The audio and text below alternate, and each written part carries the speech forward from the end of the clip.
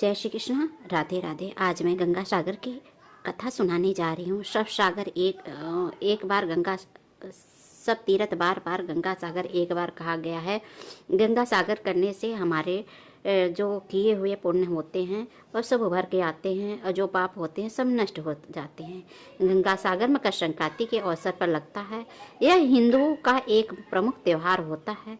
यह मेला लगता है हुगली नदी के तट पे, जो कि वह वही जगह है जहाँ गंगा बंगाल की खाड़ी में जाकर मिलती हैं।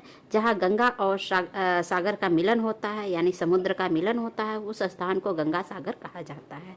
गंगा सागर को तीर्थ दर्जा प्राप्त हुआ है। कहते हैं कि गंगा सागर में स्नान करने से हमारे सारे पाप नष्ट हो जाएंगे। इस बार 8 जनवरी से 16 जनवरी से तक चलेगा यह मेला। गंगा सागर में स्नान करने से हमारे सारे पाप धुल जाते हैं। मकर संक्रांति के पावन पर्व पर गंगा सागर के तीर्थ का स्नान किया जाता है तो बहुत ही विशेष रूप से महत्व माना जाता है। हिंदू धर्म में गंगा सागर को मोक्ष धाम भी कहा गया है। मकर संक्रांति में के दिन के मौके पर लाखों श्रद्धालु, सैकड़ों श्रद्धालु वहाँ पे जाते हैं और मोक्ष की कामना करते हैं कि हमारे सारे पाप नष्ट हो जाए और सागर में स्नान करते हैं। यहाँ बड़ी संख्या में भीड़ लगती है। स्नान करते हैं, जब करते हैं तब करते हैं, तर्पण करते हैं अपने पितरों का, क्योंकि यहीं पर सागर जी ने अपने तर्पण किया था अपने पितरों का। गंगा सागर में स्नान करने के बाद सूर्यदेव को अर्घ जरूर देना चाहिए। श्रद्धालु समुद्र को नारियल से पूजा करते हैं, भेंट करते हैं। मान्यता है कि मकर संक्रांति पर स्नान करने से हमारे सभी पाप नष्ट हो जाते हैं, सुख समृद्धि आती है और धन का आवागमन होता है। भारत के सभी तीर्थों में गंगा सागर को बड़ा तीर्थ माना गया है। सारे तीर्थ बार बार गंगा सागर एक बार कहावत कहा गया है, जो कि पुराने जमानों से चला आ रहा है। पौराणिक कथाएं चली आ रही हैं। जो पूर्ण फल प्राप्ति होती है किसी श्रद्धालु को जब तब तीर्थ यात्रा, धार्मिक कार्य आदि करने से नहीं मिलता, वह उसे केवल एक बार स्नान से ही तीर्थ करने को मिलता है, स्नान करने से मिल जाता है। पहले गंगा सागर जाना हर किसी के लिए संभव नहीं हो पाता था, लेकिन आज तो लाखों सैकड़ों श्रद्धालु, आज तो हर कोई गंगा सागर पहुंच जा रहा है, क्योंकि अन्य सुविधाएं हो गई हैं। पहले गंगा सागर जाना बहुत ही मुश्किल होता था, इसलिए बहुत कम लोग गंगा सागर पहुंच पाते थे। अभी भी यथाशक्ति जो जा पाते हैं वो जा पाते हैं। तभी कहा जाता है सारे तीर्थ बार बार गंगा सागर एक बार।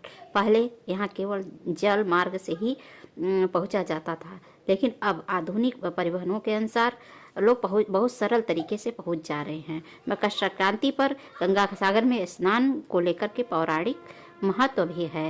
पौराणिक कथा के अनुसार जब माता गंगा भगवान शिव की जटा से निकल करके पृथ्वी पर पहुंची, तब वह भागीरथी के पीछे चल करके कपिल मुनि के आश्रम में जा करके सागर में मिल गई और माँ गंगा के पावन जल से राजा सागर के 60,000 पापग्रस्त पुत्रों का उद्धार हुआ। इस घटना की याद में गंगा सागर नाम मिला है, क्योंकि कहा जाता है कि यहाँ पे स्नान करने से जो कि भागीरथी के जो पितर सब स्वर्ग को चले गए, तो आपके भी गंगा सागर में स्नान करने से आपके भी पितर स्वर्ग में चले जाएंगे। पौराणिक कथा के अनुसार गंगा सागर के समीप कपिल मुनि का आश्रम भी है। वहाँ कपिल मुनि तपस्या करते थे। कपिल मुनि के भगवान विष्णु का ही अंश माना जाता है। कपिल मुनि के समय में राजा सागर ने अश्वमेघ यज्ञ किया है। इंद्र देव ने एक अश्व को चुरा करके कपिल मुनि के आश्रम में मान दिया। अश्वमेघ यज्ञ का अश्व चोरी होने के कारण राजा ने 60,000 पुत्रों को उनकी खोज के लिए वहां भेजा। वे सभी खोजते खोजते कपिल मुनि के आश्रम में पहुंचे। मुनि पर चोरी का आरोप लगाया। इससे मुनि ने क्रोधित होकर के कपिल मुनि ने राजा सागर के 60,000 पुत्रों को जला करके अपने क्रोध से भस्म कर दिया। राजा सागर ने मुनि से पुत्रों के लिए क्षमा मांगी। कपिल मुनि ने कहा कि सभी पुत्रों को मोक्ष के लिए अब बस एक ही मार्ग बचा है, जो लोग स्वर्ग पृथ्वी लोक से चले जाते हैं वो वापस नहीं आते हैं।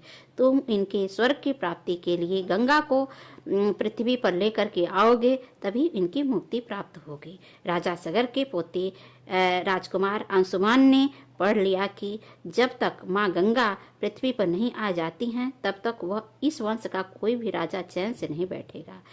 राजकुमार अंशुमान राजा बन गया और फिर उसके बाद राजा भागीरथी आए। राजा भागीरथी की तपस्या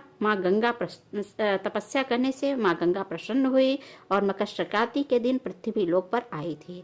इसलिए कपिल मुनि के आसन पर पहुंची गंगा को लेकर के शिव जी ने अपनी जटाओं से धीरे धीरे गंगा को निकाला। उनसे प्रार्थना किए भागीरथी जी ने कि यदि गंगा को प्रसन्न तो कर लिया, लेकिन गंगा जी ने कहा कि यदि मैं तेज धारा से बहती हुई आएंगी तो पूरा संसार नष्ट हो जाएगा, इसलिए आपको शिव जी को प्रसन्न करना होगा। फिर भागीरथी जी ने शिव जी को तपस्या करके प्रसन्न किया और कहा, हे प्रभु, यदि आप प्रसन्न हैं तो गंगा जी को आप पृथ्वी पर अपने तरीके से उतारिए। तब शिव जी ने तथास्तु कह दिया और तथास्तु कह करके उनको अपनी गंगा को अपनी जटाओं में, कुछ गंगा जी का पुण्य भी था, उन्होंने तपस्या किया था शिव जी को पाने के लिए, इसलिए गंगा जी ने भी कहा था कि शिव जी आप हमें अपना बनाइए। तब शिव जी ने उस समय भी गंगा जी को आशीर्वाद दिया था कि गौरा माता तो हमारी पत्नी बनी, लेकिन हमारी पत्नी एक ही बन सकती है। गंगा जी ने तपस्या उस समय किया था कि आप हमारे पति के रूप में प्राप्त हो। तब उन्होंने कहा कि आप गंगा तपस्या मत करो, क्योंकि तपस्या सिर्फ हमारी एक ही गौरा यानी पार्वती से ही विवाह होगा, वो जन्मांतर तक ये बनी रहेंगी, इसलिए आपका तपस्या करना व्यर्थ है। यदि आप तपस्या की हो तो उसका एक दिन आपको फल जरूर मिलेगा। इसलिए शिव जी ने गंगा जी को उस समय भी उनको वचन दिया था। ये शुभ अवसर प्राप्त होकर के भागीरथी को भी वचन दिया शिव जी ने कि हमने गंगा को उतारेंगे पृथ्वी पर। इसलिए गंगा जी ने इतनी कठिन तपस्या के उपरांत जो कठिन तपस्या किया था, उसी के आशीर्वाद से शिव जी ने उनको अपने जटाओं में धारण किया। तब गंगा जी उनके जटाओं में प्रवेश किया और प्रवेश करके और उनको धीरे धीरे पृथ्वी लोक पे उतारा गया। यदि शिव जी ने अपनी जटाओं से धीरे धीरे आराम से नहीं उतारते पृथ्वी पे, तो पृथ्वी पूरी नष्ट हो जाती, क्योंकि गंगा का तेज इतना प्रबल होता है, इतना बड़ा होता है कि वो सारे संसार को नष्ट कर सकते थे।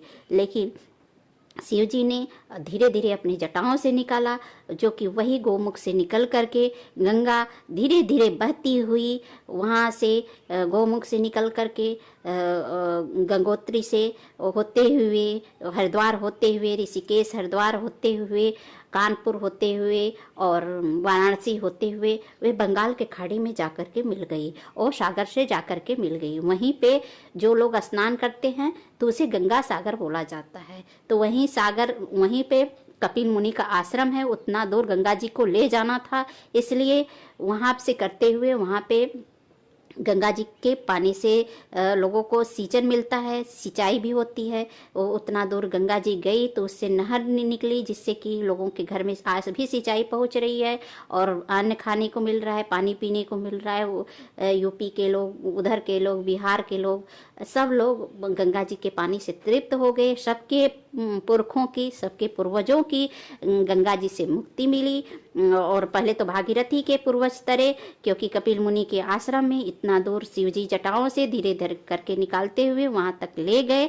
तब कपिल मुनि के आश्रम में गई। जब वहां आश्रम तक पहुंची गंगा जी, तब उनके 60,000 पूर्वज का स्वर्ग मिला, वहां पे तर्पण हुआ।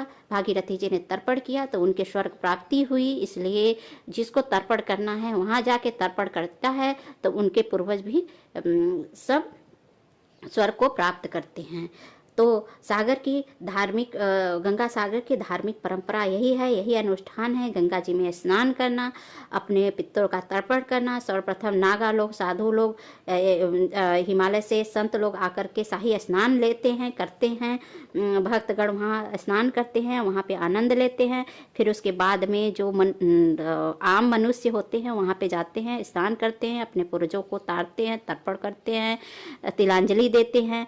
तो इस तरीके से आप भी जा कर के पूजा करिए, पाठ करिए। संध्याकालीन समुद्र देव की आरती होती है, दीपदान होता है, वहाँ विशाल मेला भरता है, वहाँ लोग देखने के लिए जाते हैं समुद्र की और गंगा जी की आरती। तो आप भी देखिए, आनंद लीजिए। यह कथा सुन को आप तक पहुँची आपके द्वारा, तो मेरे द्वारा आप तक पहुँची। यदि आपको यह कथा अच्छी लगी हो, यह सब जानकारी अच्छी लगी हो, तो अधिक से अधिक लोग को शेयर कीजिए, क्योंकि यह कथा बहुत ही पुण्य देने वाली होती है। सब तीर्थ बार बार, गंगा सागर एक बार। यदि आप वहाँ नहीं पहुँच सकते हैं तो कथा सुन सकते हैं। कथा सुनने से उतना ही फल मिलता है जितना कि आप शुद्ध आत्मा से, यदि आप गंगा जल से स्नान करके ये कथा सुन लेते हैं, तिल से अपने घर में ही तर्पण कर देते हैं भगवान का उस दिन, तो भगवान को चढ़ाते हैं और अपने पितरों को छत पे जाके, कहीं बाहर जाकर के तिल से तर्पण उस दिन अपने जल से ही कर देते हैं और कथा मात्र सुन लेते हैं, तो आपको पितरों की मुक्ति मिल जाती है। यह सारे उपाय, यह सारी कथा आपको सुन के कैसी लगी? यदि आपकी कथा आपकी को अच्छी लगी हो, मेरी कथा आपको अच्छी लगी हो, तो अधिक से अधिक लोग को शेयर कीजिए, लाइक करिए, सब्सक्राइब कीजिए। इसके लिए विनम्र प्रार्थना है। जय श्री कृष्ण, राधे राधे।